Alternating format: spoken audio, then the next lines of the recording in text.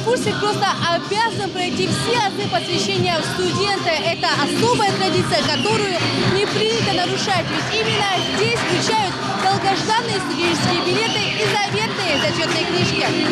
Основные потребители шариковых ручек и общих тетрадей всегда сонные и вечно спешащие. Вот они, студенты прохладной жизни. В этом зале будущие архитекторы, бухгалтеры, дизайнеры и учителя младших классов.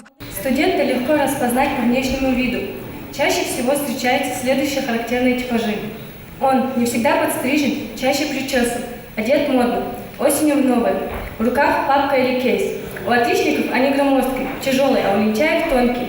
Посвящение в студенты – особый молодежный ритуал, ведь именно здесь вчерашние школьники познают ноты будущего, знакомятся со своими однокурсниками, а главное – это всегда праздник, поэтому музыка звучит для них.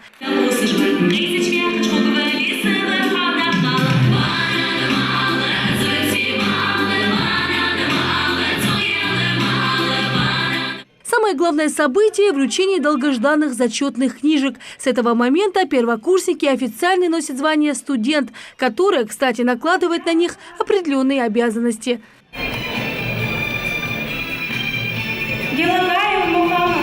Рузана Цычоева уверена, в ее зачетке будут только пятерки, ведь это лицо и гордость для любого студента. В колледже уже успела обрести друзей, признается, взрослая жизнь немного пугает.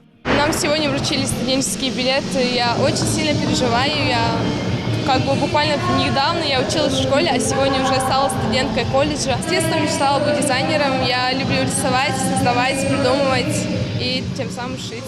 Студент должен подавать пример другим, быть прилежным, всегда учиться.